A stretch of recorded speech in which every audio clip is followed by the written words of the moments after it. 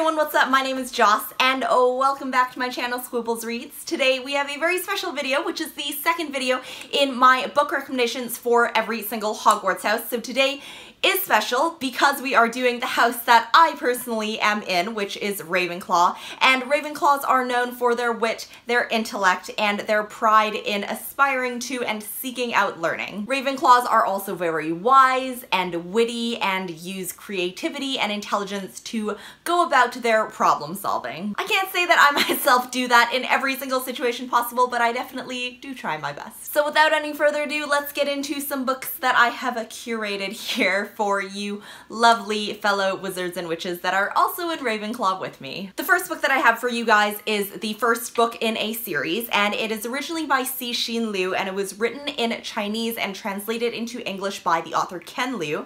This is a science fiction book called The ThreeBody Problem, and it is set during the heat of China's Cultural Revolution, and it starts off the book where there are people that are being punished and publicly called out for their intellectual prospects and their research and stuff that apparently go against things that the government wants, and they are trying to send these people off to places. And then we skip ahead forward a little bit in time and we follow one of the children of these people that were being publicly admonished. Then things start to get a little more science-y and otherworldly, so there are aliens that are trying to come to Earth. We are also trying to communicate with aliens, and there are kind of two different groups of thinking on Earth. So one of the groups thinks that the aliens should just kind of go away and they're trying to fight them and send them away. And the other group thinks that what is happening on Earth is super corrupt and they are trying to help the aliens fight whatever is happening on Earth with humans. It is pretty science-y, but I personally didn't think that it was particularly hard to grasp. It was just extremely otherworldly and a lot of new concepts, but I think I really enjoyed it. I think it also really captured the heart of the spirit of what was happening during that time and all the different sides and the different ways of thinking during the Cultural Revolution. So I really enjoyed it both in terms of the science stuff, non-earthly elements, and also for the historical stuff. The next book that I have for you guys is also the first book in a series, and I am recommending the whole series.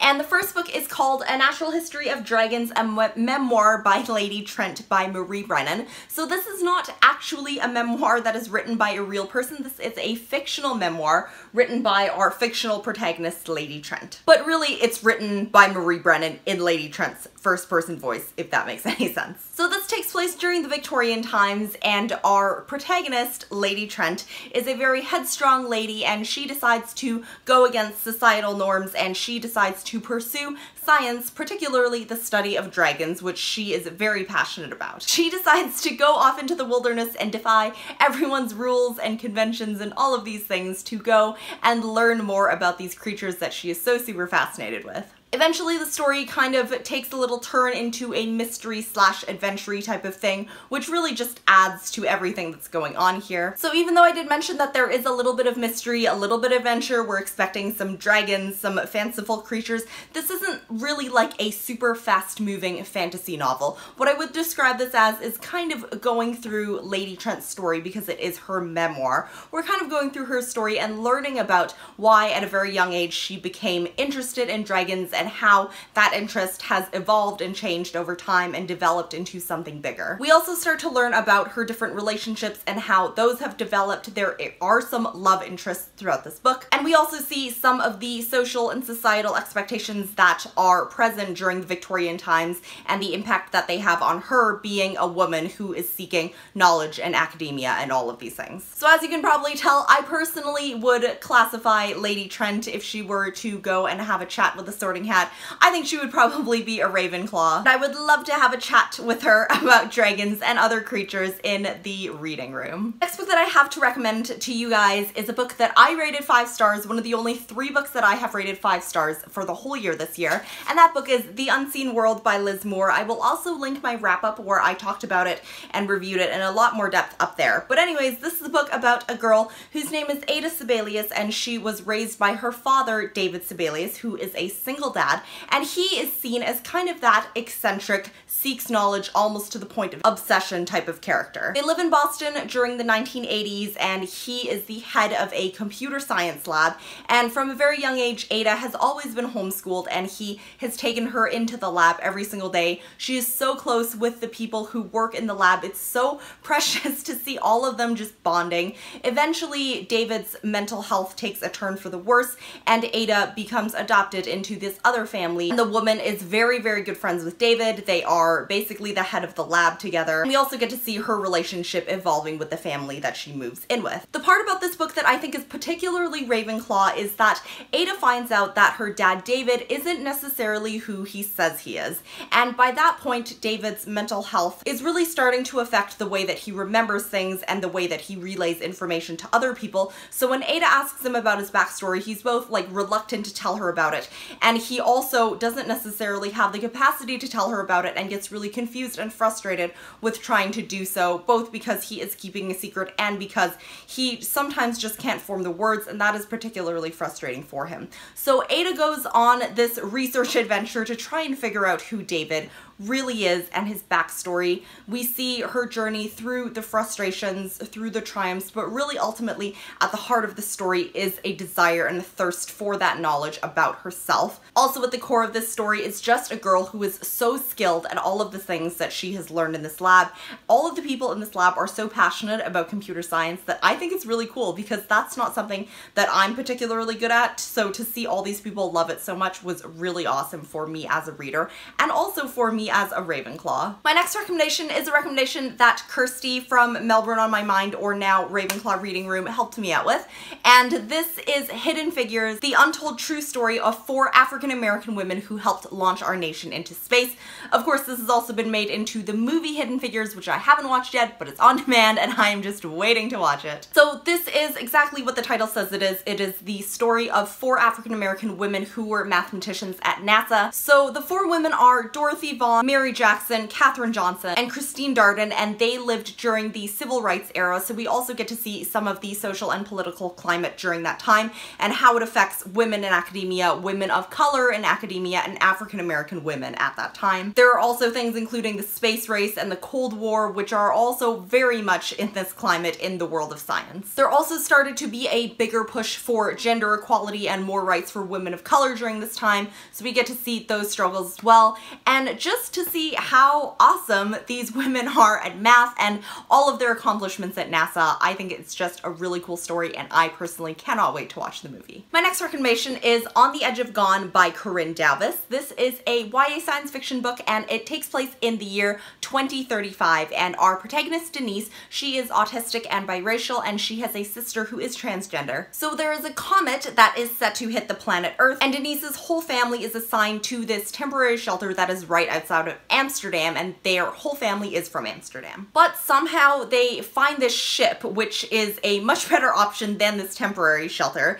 and the ship is supposedly going to leave Earth and try to repopulate and recolonize somewhere else when this comet hits Earth, so they are trying to get these people to safety and also to regenerate a human population. We kind of follow her journey in trying to obtain a spot on the ship before it leaves, and also we kind of deal with issues with her sister Iris and also her mother, who has a drug addiction. I think this book is particularly Ravenclaw because it does focus on intelligence. It focuses on a lot of like inward reflection and a desire to learn about what is coming and what we can do to help and what we can do for ourselves to help ourselves. Also, the cover of this book is most definitely a beautiful shade of Ravenclaw blue. I am also going to recommend The Shadow of the Wind by Carlos Ruiz Zafón. The last time you heard me talk about this book, I hadn't yet read this book. I still haven't read this book.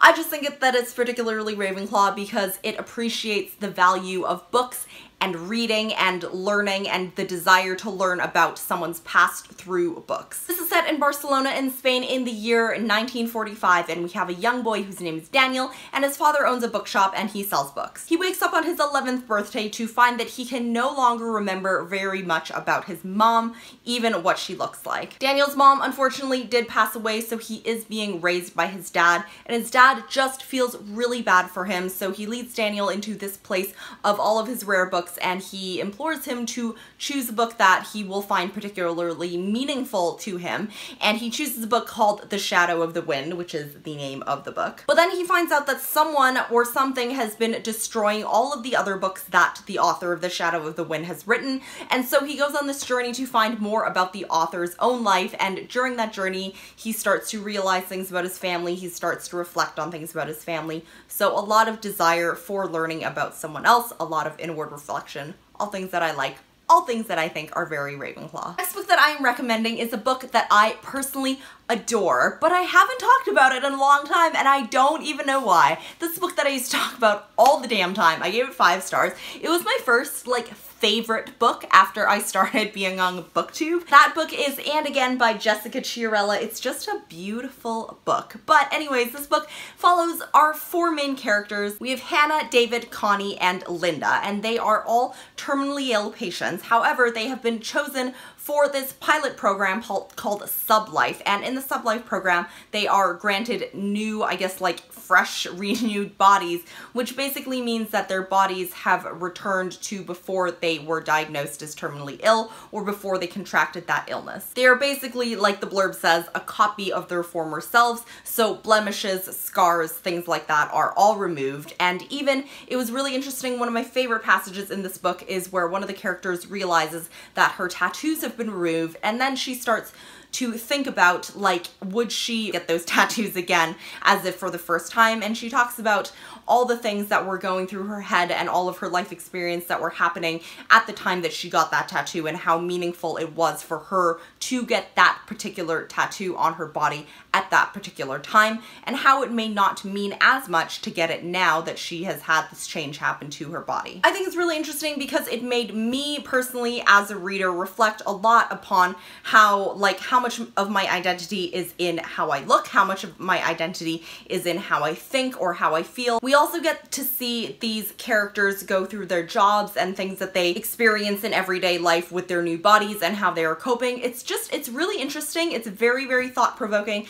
I think it says less about the characters in the book being a Ravenclaw rather than, I think, as me as a reader goes through a lot of different thought processes that I think a Ravenclaw would go through just naturally on a daily basis from their own instincts. I don't know if that makes any sense, but that is why I think this book is perfect for Ravenclaw. It's also just a really, really good book. So if you are a Hufflepuff or a Gryffindor or a Slytherin, I think you should also read this book because it's really good. And the last book that I am going to recommend to you guys is Arabella of Mars by David D. Levine. This is also one of my favorite books. You guys have probably heard me talk about it before, but it is about a girl named Arabella. She's a human girl, and she was actually raised on Mars by some Martians. So for example, her nanny is a Martian, and she's called back to Earth because of something that's going on with her family, but then something else happens with her family, and she really wants to find a way to get back to Mars. However, there is no way for her to get back to Mars unless she disguises herself as a dude, dresses up as a dude, kind of in the vein of Mulan, who is one of my favorite Disney princesses, and hops on this ship full of sky pirates, which is just as cool as it sounds. And I think that this is a super Ravenclaw because I think Arabella herself is a Ravenclaw. She also has some Gryffindor qualities because what she did required a lot of bravery and a lot of loyalty to her family, so she's probably like a Ravenclaw / Gryffindor, because we also see her problem solve in different ways using creativity, especially when she's trying to find things where she can dress up as a dude with, and she also finds different ways to get on the ship. Before she gets on the ship, she also tries to find different methods to get herself to Mars that don't necessarily work out, obviously, because she has to jump on the pirate ship. Her whole journey there is a lot of problem solving, it's a lot of creativity. She also has a very witty way of talking, which I personally really loved, and she also has some wisdom because she has gone through a lot of things in her family and being raised on Mars, which is very different from being raised on Earth, which the book also talks about. It's also just a really good rollicking time because sky pirates, a little bit of space opera, a little bit of steampunk, all those good things. I really recommend this book, again, regardless of whether you're a Ravenclaw or not. So that is it for my Ravenclaw book recommendations. If you are a Ravenclaw, please give me a book recommendation down in the comments. Thank you guys so much for watching. I will also link my Slytherin book recommendations up there and in the end cards, so if you guys want to see those, if you are a Slytherin, you will have the opportunity to do so. In the future, I will also be doing Hufflepuff and Gryffindor. I am just thinking of more books. Thank you guys so much for watching it. I will see you in my next video. Bye.